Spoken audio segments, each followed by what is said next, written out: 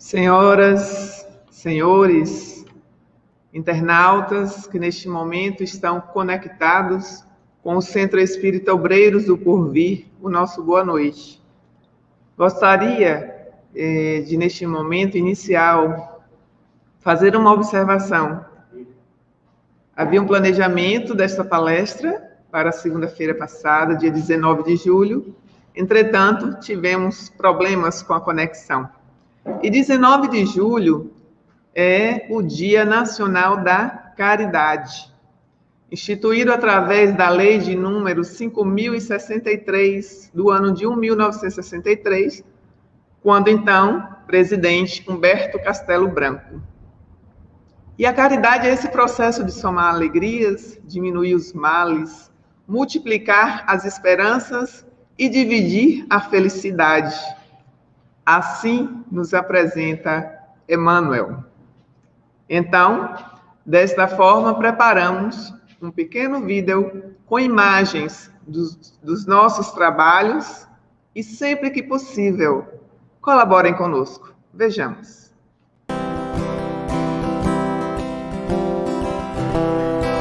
Se eu falasse todas as línguas da terra, mas o amor não tivesse, seria um bronze que ecoa, um símbolo que soa. E se tivesse a profecia, conhecesse todas as ciências, possuísse a fé que transportasse montanhas, mas o amor não tivesse, seria um nada, porque o homem nada vale se não ama. Seria um nada, porque o homem nada vale se não ama. Distribuísse entre muitos os meus bens, e o meu corpo desce para as chamas. Mas se o amor não tivesse, nada seria. Passarão as profecias e também todas as línguas. A ciência um dia acabará, mas o amor nunca passará. Porque tudo crê e tudo espera, tudo cobre, tudo sofre. O próprio bem não procura, mas vibra só com a verdade. Passarão as profecias e também todas as línguas. A ciência um dia acabará, mas o amor nunca passará.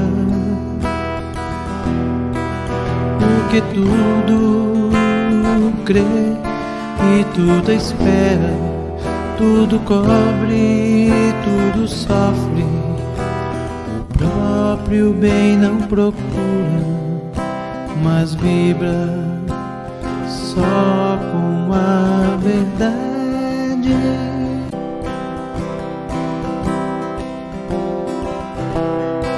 Se eu falasse todas as línguas da terra, mas o amor não tivesse, seria um bronze que ecoa, um símbolo que soa. E se tivesse a profecia, conhecesse todas as ciências, possuísse a fé que transportasse montanhas, mas o amor não tivesse, seria um nada, porque o homem nada vale se não ama.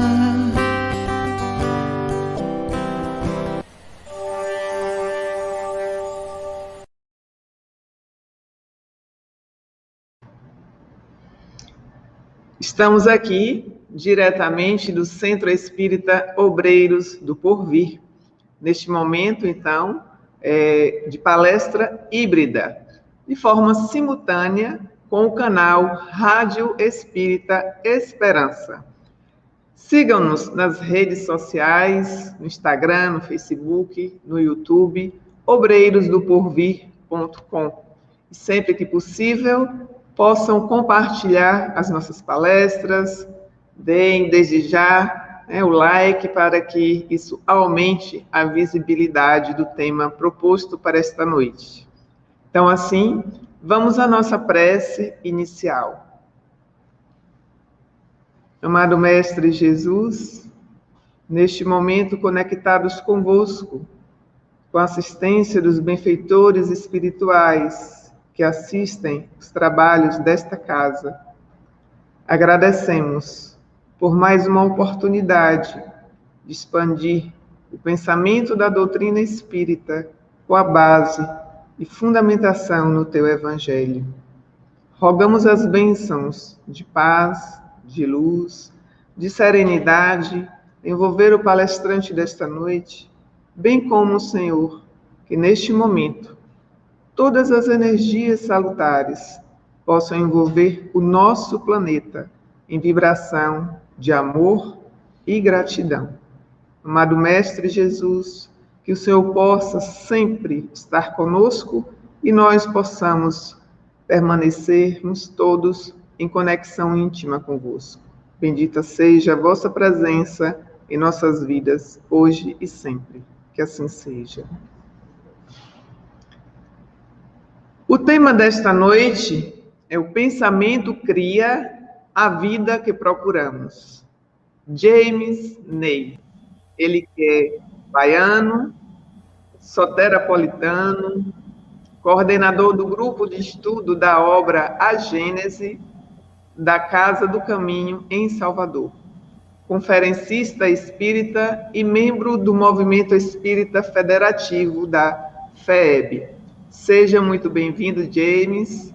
Neste momento, a exposição fica contigo. Muito boa noite, meus caros irmãos desta cidade, Bom Jesus da Lapa, a esta conceituada instituição espírita, Centro Espírita Obreiros do Porvir, a Rádio Espírita Esperança, que está transmitindo o programa de forma híbrida, simultânea. Sejamos todos agraciados pela presença do divino peregrino, da bondade, da compaixão, da gratidão em nossas jornadas. Agradeço aí pela nossa digníssima irmã, Daniela, que está coordenando esse trabalho, a todos os companheiros do movimento espírita desta cidade. O nosso pensamento cria a vida que procuramos. É baseado em um dos livros que o Emmanuel escreveu através da psicografia de Chico Xavier, Pensamento e Vida, e algumas reflexões que nós elaboramos junto com algumas reflexões e observações do nosso amigo Haroldo Dutra, baseado no livro O Pensamento e Vida. O nosso pensamento cria a vida que procuramos através de nós mesmos. Nós somos os construtores do mundo que está produzido pela construção mental de cada um de nós. Amando e instruindo, estamos aperfeiçoando nosso pensamento. Quando nós estamos nos instruindo, nos aperfeiçoando, atravessando os nossos estágios do cérebro reptiliano, da consciência atual para o superconsciente, através do amor da instrução, o nosso pensamento vai se modificando. E nesse texto falamos o seguinte: nós sempre escolhemos padrões emocionais, padrões intelectuais, e elas vão comandar o nosso pensamento, que é o fluido vivo. Esses nossos padrões emocionais é que vai caracterizar a nossa jornada, a nossa atual existência. E aí, Emmanuel diz nesse livro, Pensamento e Vida, o seguinte: evolução é um convite permanente ao aprimoramento.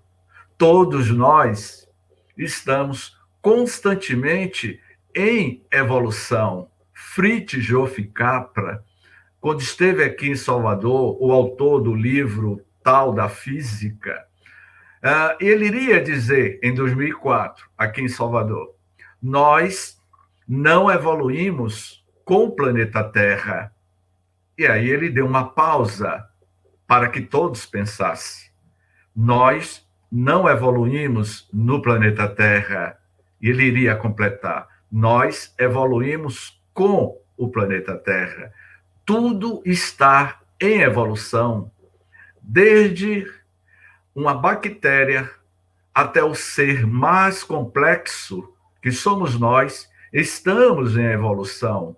A Mãe Gaia, o planeta Terra, é um organismo vivo, esta Mãe Gaia, e nós somos parte integrante, de forma direta e indireta, a esse processo de evolução que é a vida, quer seja na Terra, quer seja em outros mundos habitados, conforme Jesus iria afirmar.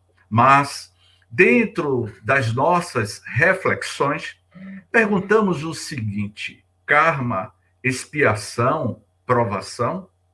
Quando começou esse problema e por quê? O que é karma? O que é expiação? O que é provação? Por que nós vivemos de braços dados com os grandes conflitos dos karmas coletivos, dos karmas individuais, as expiações e as provações? Mas aí a gente formula uma pergunta para os companheiros do movimento espírita de Bom Jesus da Lapa. Mas quando você para perguntar, não é?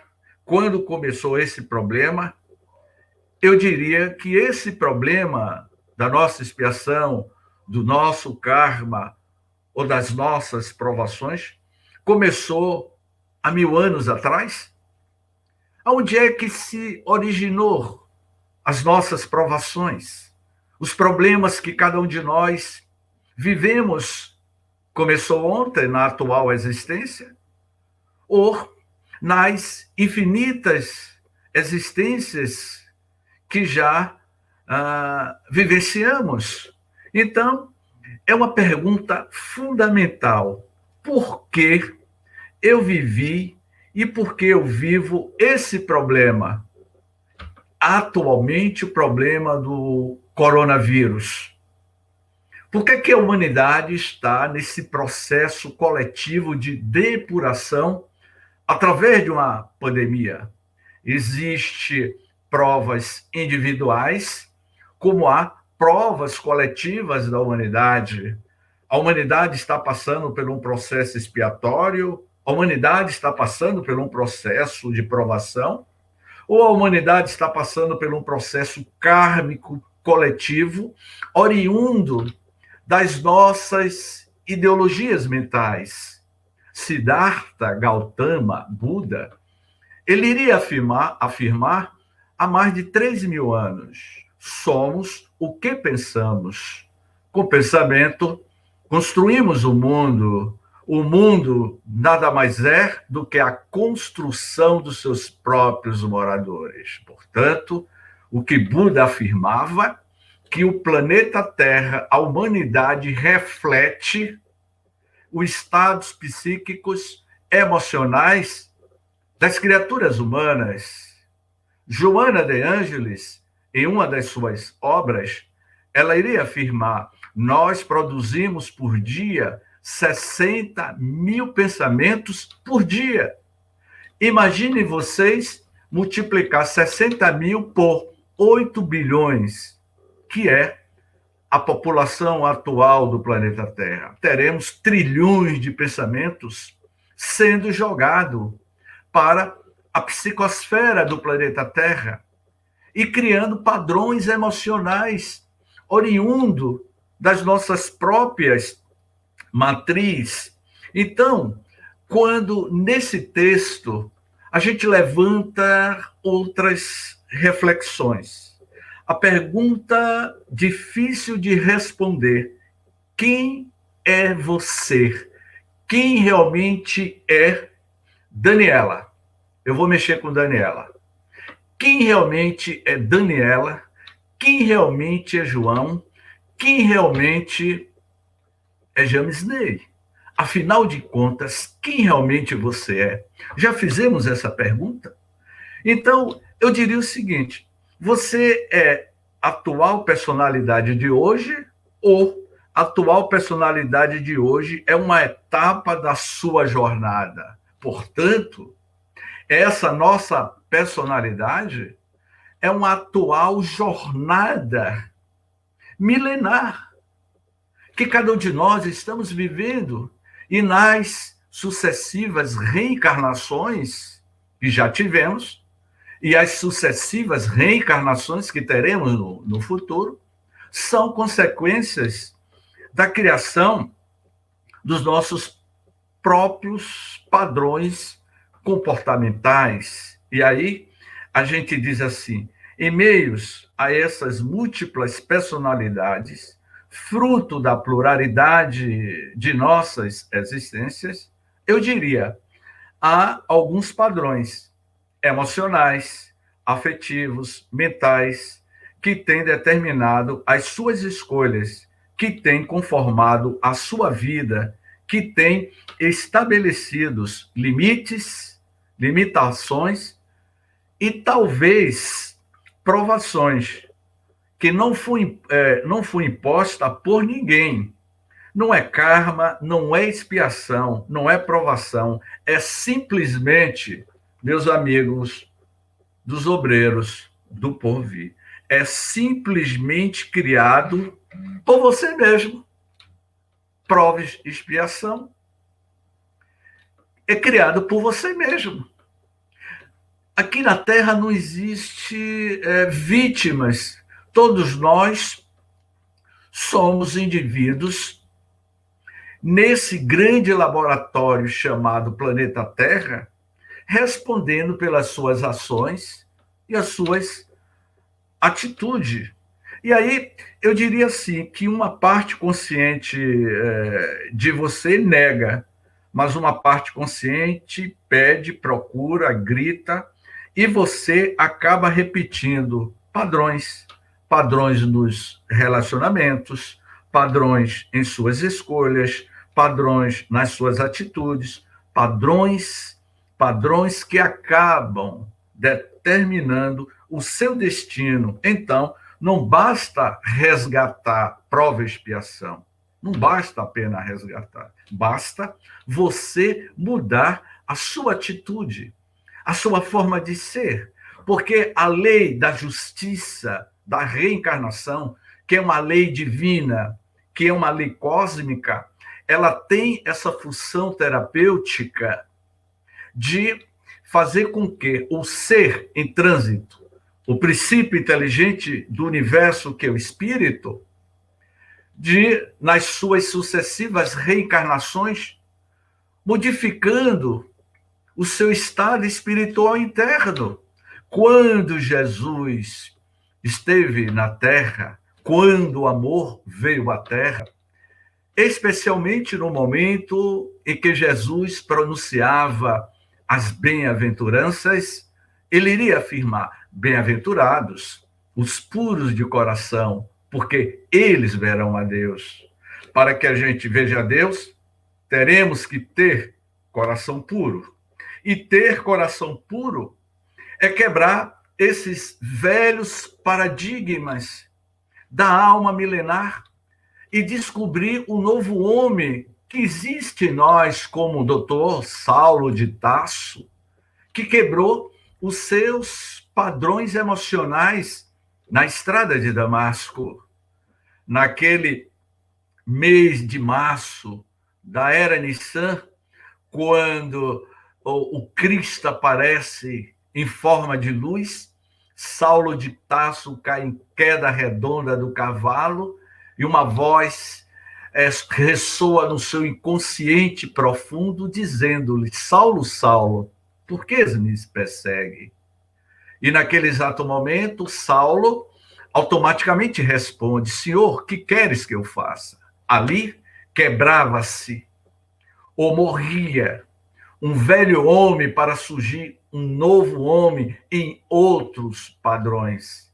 Eu queria estabelecer os próximos 30 anos desta nova jornada de Saulo de Tarso, porque o jovem rabino, o doutor da lei, quando ele teve o alto encontro com Cristo de Deus, ele tinha 30 anos de idade.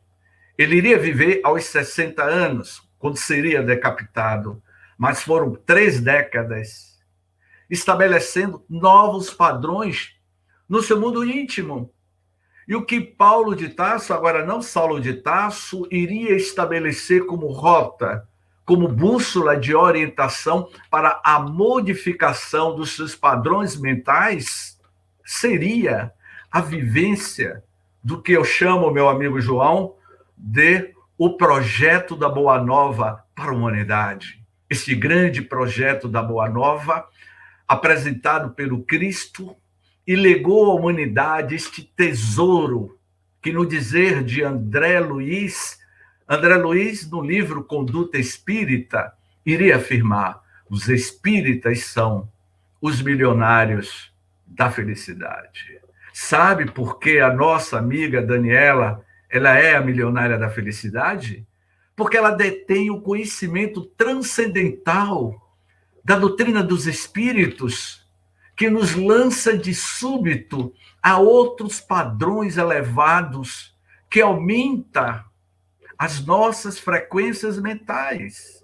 Portanto, quando nós vamos dizendo que esses padrões emocionais que vai levando ao espírito repetir experiências ao longo dos séculos, então eu questiono e também analiso. Qual é, então, o convite da evolução espiritual? O convite da evolução espiritual é identificar o nosso pensamento com o pensamento de Deus, que é de infinita sabedoria.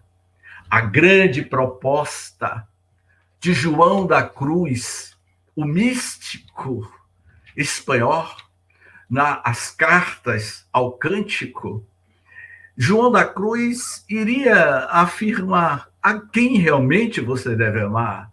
Você se apaixona, você namora, você casa, você tem companheiros e companheiras. Como nós nos apaixonamos de forma tão fácil, vai dizer João da Cruz em um dos seus cânticos.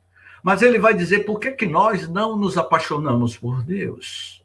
Que quando nós nos apaixonamos por Deus, abrimos a janela da mente, a janela da alma, e sentimos a presença do divino em nós. Foi por isso que Jesus iria afirmar: vós sois deuses. Deus está em mim, está em você, está no universo. Portanto, nós somos esse coágulo divino em expansão. Na medida em que nós vamos ampliando o nosso estado de consciência de ser espiritual na Terra, e que vamos tendo consciência de si diante dos desafios do mundo de César, vamos mudando os nossos padrões, porque essa atmosfera psíquica que está aí na Terra é consequência nossa. Filomeno de Miranda fala sobre as substâncias escuras que pairam na atualidade sobre a humanidade. Março de 2020, quando começou a pandemia, o planeta Terra entrou em lockdown, mês de março do ano passado.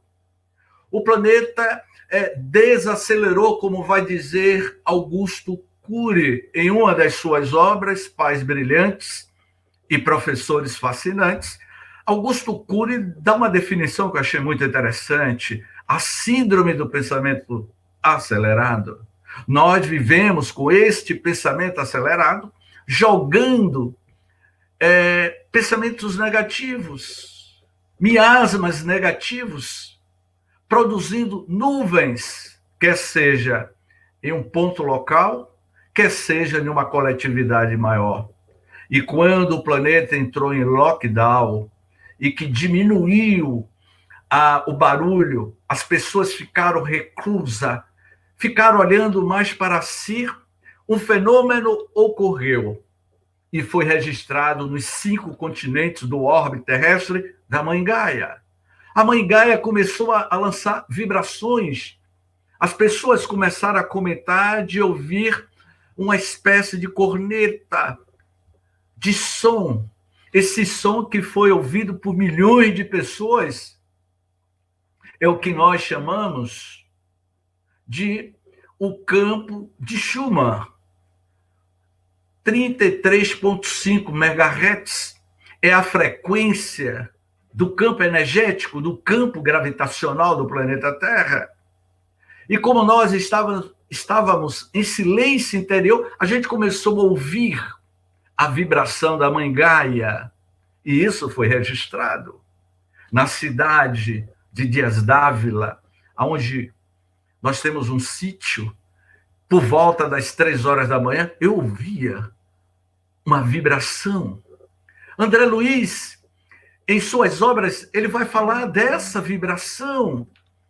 Imaginemos-nos a humanidade em silêncio interior, realizando a sua viagem ao país desconhecido de você mesmo, para dentro de si, conectando com essas falanges, com os diretores espirituais responsáveis pela construção do nosso orbe terrestre sob a égide do Cristo.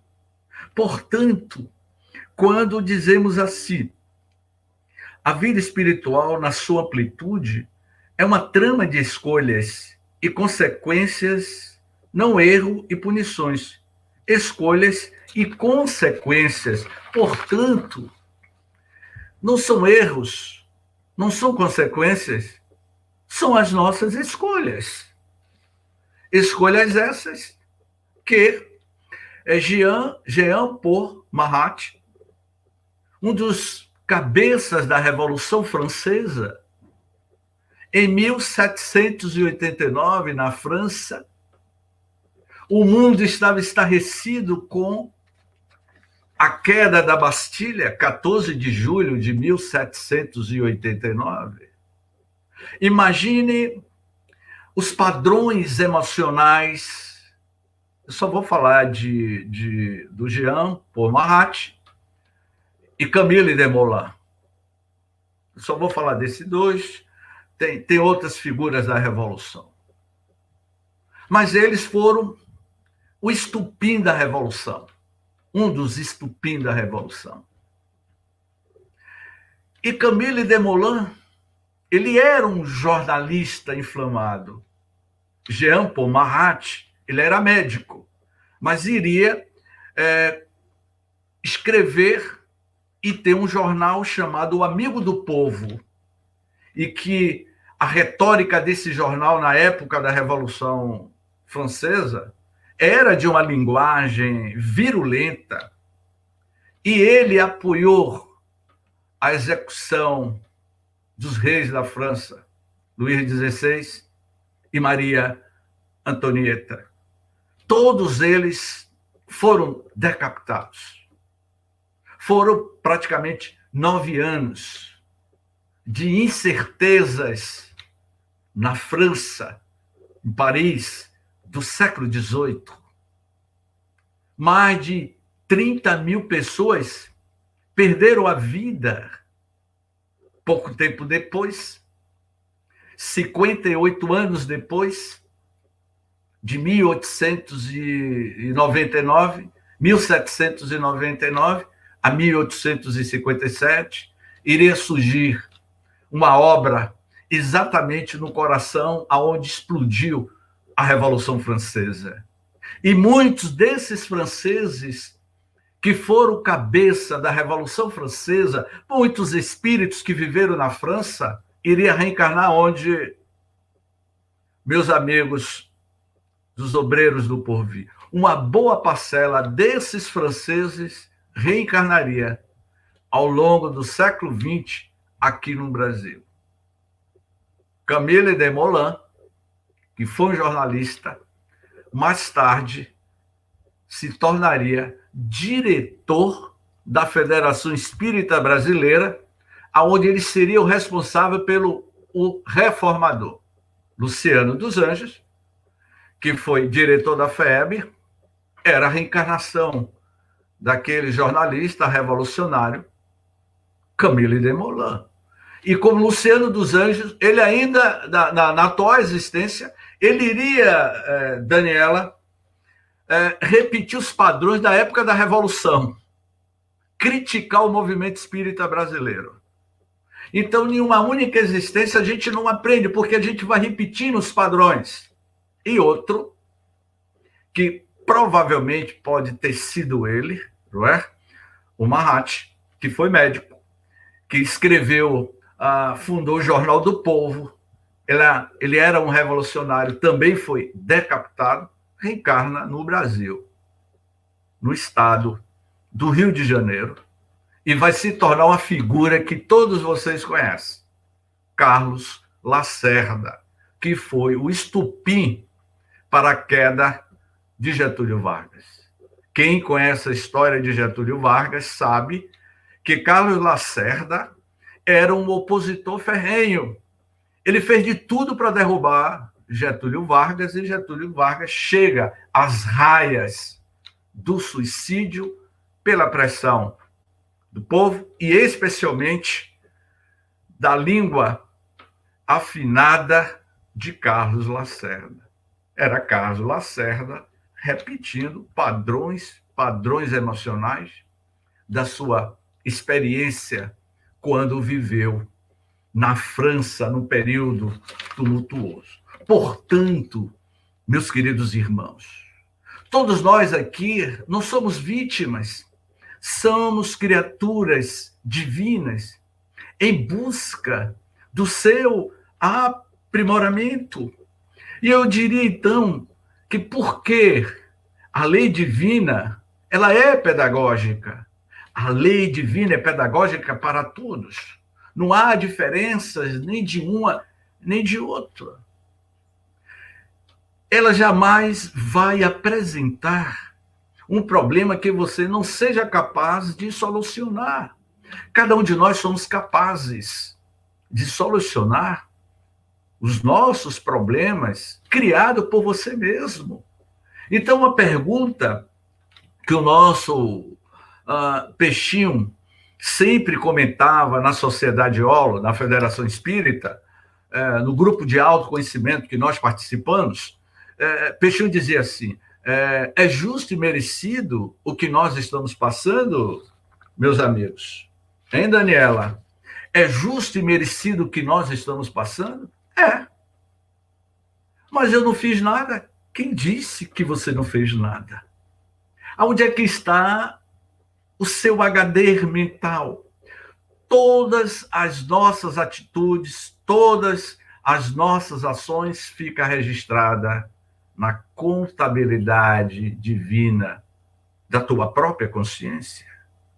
Eu diria que céu e inferno é um estado de consciência de cada um de nós. Portanto, a doutrina espírita faz um convite profundo a cada um de nós. Que convite profundo que a doutrina espírita nos proporciona de súbito. Ela nos pede um passo adiante, de reconstruir-se, de aproximar o nosso pensamento às nossas ideias, os nossos sentimentos ao padrão do Cristo, para que a nossa vida passe a refletir padrões da vida do Cristo, como aconteceu com Saulo de Tarso, que mudou radicalmente, porque até o presente momento nós somos Saulos de Tarso, e que um dia teremos a nossa vivência na estrada de Damasco, que cairemos literalmente do cavalo para mudar os nossos padrões. Antônio de Pádua, Santo Agostinho de Hipona, me perdoe, Santo Agostinho de Hipona, no ano de 1235 aproximadamente, era um jovem bom vivant. Ele teve um filho. A sua mãe era Rita de Cássia, que mais tarde se tornaria Santa Rita de Cássia, como o próprio Agostinho de Hipona foi um grande teólogo. Até aquele momento, Agostinho de Hipona vivia no mundo de César, mas ele não sentia ainda a presença do divino na vida dele, porque o divino está em nós, está em nossas consciências. Mas Agostinho de Hipona, ao ler as cartas de Paulo, as epístolas de Paulo naquela época, iria ocorrer uma grande revolução no mundo íntimo de Agostinho de Hipona. E um dos seus biógrafos do século XX, Humberto Roden, vai escrever um livro sobre a vida de Agostinho de Hipona e vai dizer um pensamento, uma frase de Agostinho: o Evangelho de Jesus, não se estuda o Evangelho de Jesus. O Evangelho de Jesus, você tem que viver e sofrer. Quando eu li esse texto, eu não entendi o que ele quis dizer, que não se estuda o Evangelho, vive o Evangelho e sofre. Viver o Evangelho, a boa nova do Cristo, lhe proporciona uma revolução no seu mundo íntimo. E você vai começar a dar checkmate em você mesmo.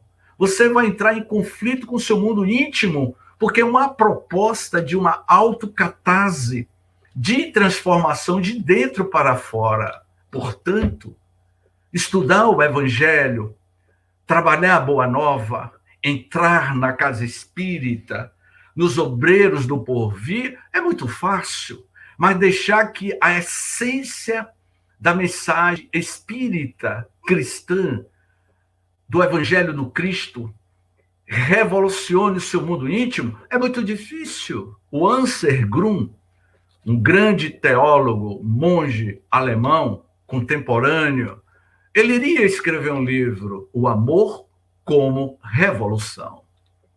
O amor como revolução se inicia não no outro, mas no teu pensamento.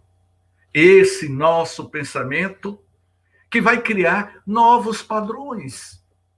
Esse mundo de regeneração que todos nós aspiramos só vai se iniciar quando você mudar os seus padrões.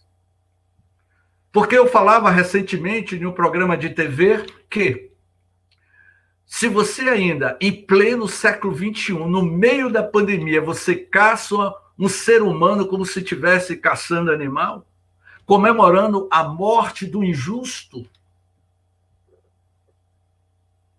como é que nós poderemos aspirar em um mundo de regeneração com esses padrões mentais que nós ainda possuímos.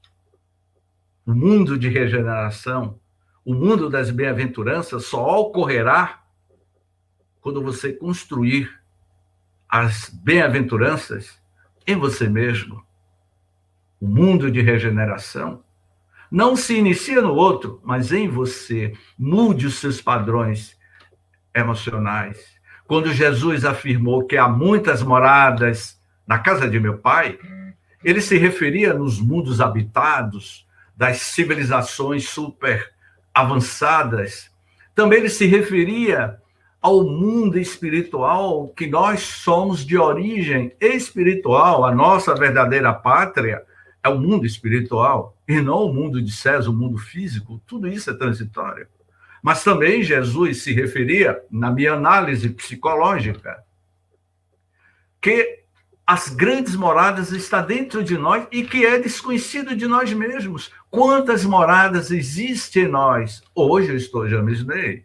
Mas quem sabe, quiçá, no período, não é, meu amigo João, que é psicólogo, quiçá, se lá, por volta do século XVIII, eu não andava lá pelas bandas da França, participando direta ou indiretamente da Revolução Francesa. Quem sabe se James Ney não saiu de Portugal peregrinando pela Espanha, Portugal e depois França, e foi tumultuar um país que já estava mais tumultuado.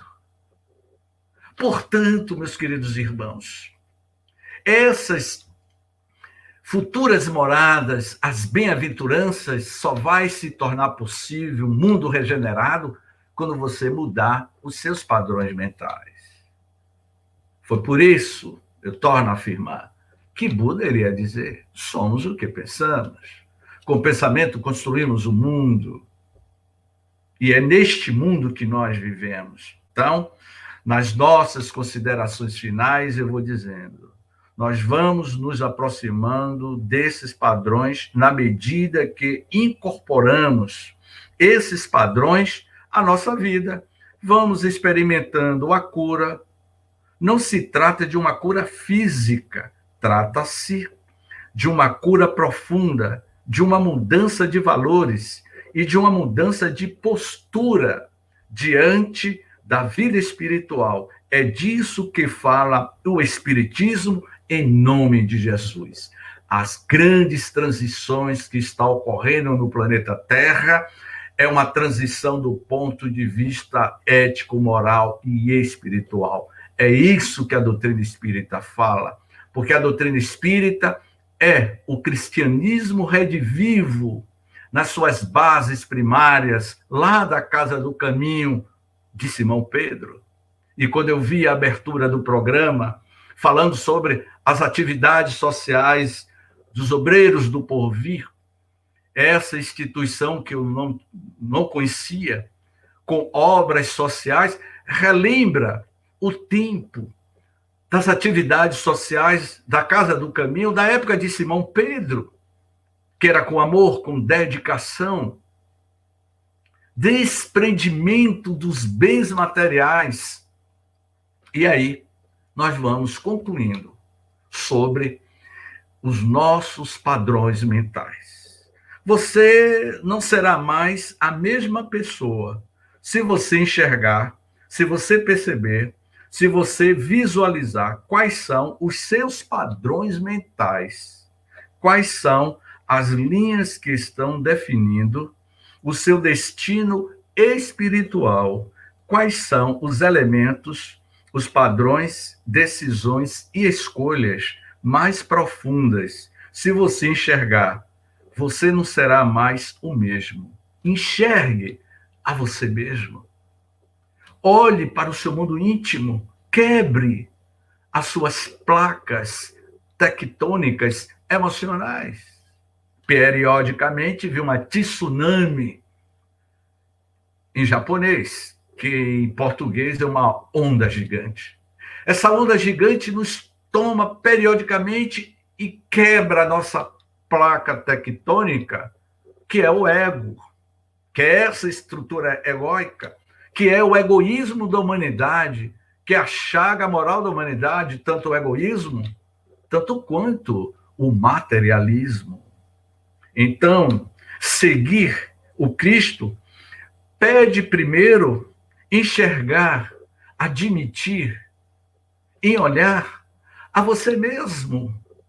Portanto, meus queridos irmãos, o pensamento cria a vida que procuramos. Coitadinho de mim. Por que eu sofro, James? Por que o espírito, eu sou obsediada ou obsediado? Por que nós somos obsediados? Por conta dos nossos padrões mentais. José Almeida, o meu querido José Almeida, que desencarnou, ele tinha 26 anos de idade, eu tinha 26 anos de idade. Almeida se tornou espírita pelo meu intermédio no início da década de 90, final dos anos 80, para o início dos anos 90. Almeida tinha 26 anos, eu tinha 26 anos, 26, 27 anos. Ele desencarna, muito jovem, de câncer. Mas ele era um companheiro espírita, se tornou espírita pelo meu intermédio, e ao desencarnar, 10 anos depois da desencarnação de José Almeida, eu me encontrava na Semana Espírita da cidade de Irecê, sertão da Bahia, e lá, naquele auditório lotado, eu falava um tema que era o tema de uma das caravanas baianas da Fraternidade, sobre a mudança da humanidade, sobre a redenção da humanidade, os novos paradigmas para uma humanidade mais ética. E naquele momento que eu estava proferindo a palestra, no ano 2000, uma jovem moça que eu não conhecia naquele auditório lotado, ao término da nossa conferência, esta jovem me deu uma fotografia, o que nós chamamos de pictografia.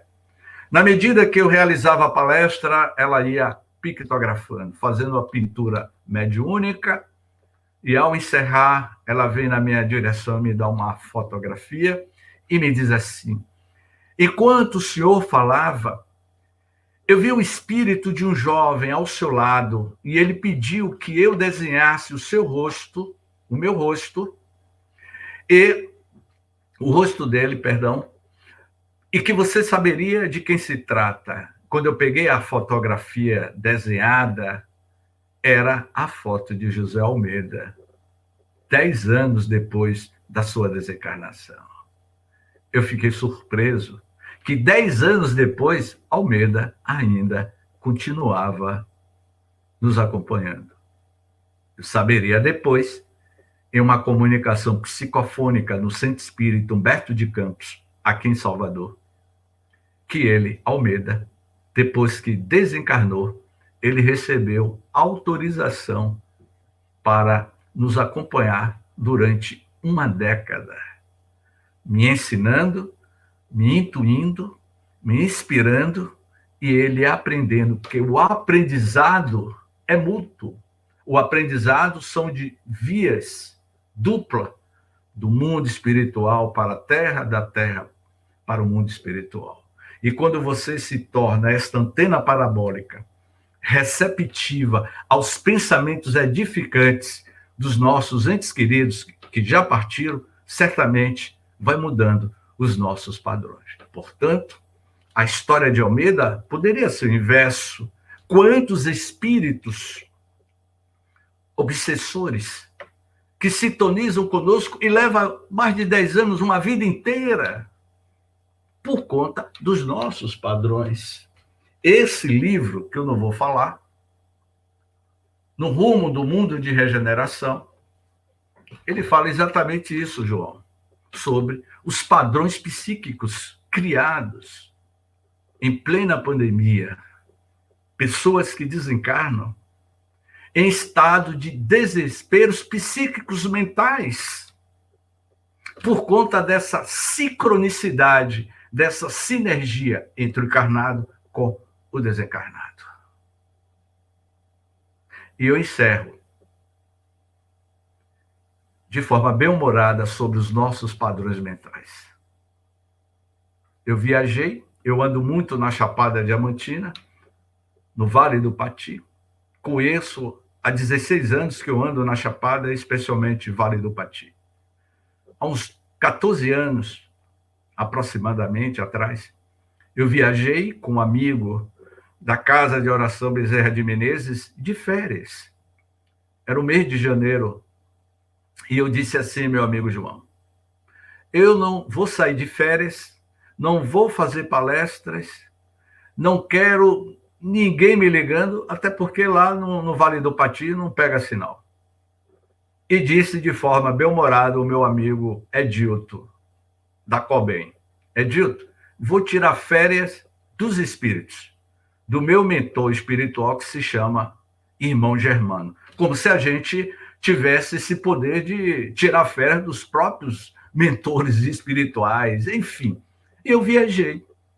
E quando eu cheguei no Vale do Capão, coloquei uma mochila, eu e Edilto e outro amigo, fizemos uma trilha de 7 horas pelo Vale do Pati. E lá, na igrejinha, um ponto de apoio, eu vi uma capela muito pequena, já era final de tarde. Eu me aproximei dessa capela junto com Edilto. Edilto carregava em sua mão uma câmera. E lá dentro da capela tinha um altar. E nesse altar tinha uma Bíblia. E ao lado da Bíblia, o livro dos médiuns. E eu perguntei o que o livro dos médiuns estava fazendo dentro de uma capela, no meio do mundo, no meio do mato, no coração do Vale do Pati, da Chapada Diamantina. Edilto virou para mim e disse, James, faça a leitura do livro dos médiuns. E eu comecei, Daniela, a ler um trecho do livro dos médiuns dentro da capela depois de 7 horas de caminhada. E quando eu estava lendo, entrou um casal de turista e, por último, entrou um monge que também estava fazendo trilha. E quando eu falava sobre mediunidade, este monge me perguntou, o apóstolo Paulo de Tarso era médium? E aí eu fui falar sobre a mediunidade de Paulo de Tarso e fiquei quase 1 hora dentro da capela falando sobre a mediunidade de Paulo de Tarso. Edilto gravou, esse relato está no meu canal, James Ney. E aí Edilto me perguntou, mas James, você não disse que iria tirar férias até dos mentores espirituais, dos espíritos? Eu disse, pois é, não é? Você já imaginou se isso ocorresse? Seria um caos para a humanidade. Eu aprendi, meus queridos irmãos, dos obreiros do porvir, do movimento espírita de Bom Jesus da Lapa. Nós temos as companhias que merecemos pelos nossos padrões psíquicos, emocionais. É evidente que Padre Germano jamais vai deixar o seu pupilo. Ele sempre está ao nosso lado quando nós estamos com pensamentos edificantes. Sejamos eternamente gratos no dizer de Joana de Ângeles, na sua obra A Psicologia da Gratidão, que ela diz assim, a gratidão é a assinatura de Deus em sua obra. Portanto, nós somos a obra do divino e a gratidão é a assinatura do divino neste ser existencial que somos nós, mudando os nossos padrões mentais. Muita paz. Nossa, James, agradecemos por este conteúdo riquíssimo, né? E é como se diz, pode não estar bom, pode não estar do jeito que a gente quer, mas está tudo certo. É dentro dessa lógica de que realmente nós estamos vivenciando o que os nossos próprios pensamentos, né, nos proporcionam. Enfim, então chegamos ao final desta palestra. Gostaríamos de te agradecer por estar conosco. No chat tem alguns elogios, depois você poderá estar vendo. E gostaríamos de convidá-lo a fazer a prece final, e neste momento, já que estamos na Casa Espírita, convidando os passistas a se posicionarem para o nosso passe coletivo. Por gentileza. Antes de mais nada, minha amiga Joselita, daqui de Salvador, Joselita pergunta, no meio do materialismo, que tipo de ferramenta do mundo espiritual? Certamente, Joselita, o mundo espiritual é o reflexo dos nossos pensamentos. O umbral é uma construção mental dos seus próprios moradores. Não existe um umbral, não existe o céu. Céu e inferno é um estado de consciência nossa. Nós é que somos os construtores das nossas futuras moradas com os nossos pensamentos, as ideoplastias, as construções, as casas, os objetos que existem no umbral, é construção mental dos seus próprios moradores. E quando você vai para nosso lar, você vê a estrutura arquitetônica do nosso lar, que é a construção de uma coletividade de espíritos que se reuniram juntamente para construir, através da manipulação do fluido, dessa energia cósmica, através do pensamento, para formatar as nossas moradas, as nossas colônias espirituais. Portanto, vamos elevar o pensamento ao Criador, rogar ao Mestre Jesus que sintonize cada um de nós com teu amor de forma incondicional. Jesus nos ensinou, quando estivéssemos reunidos em seu nome, se faria presente. Que possamos, na noite de hoje, sentirmos a presença deste Mestre por excelência, envolvendo os nossos companheiros do movimento espírita, de Bom Jesus, da Lapa, das cidades circunvizinhas e da humanidade.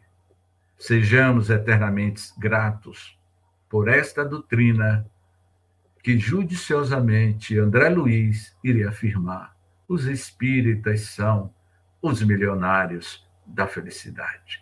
Gratidão, muita paz, que o Mestre Jesus nos abençoe.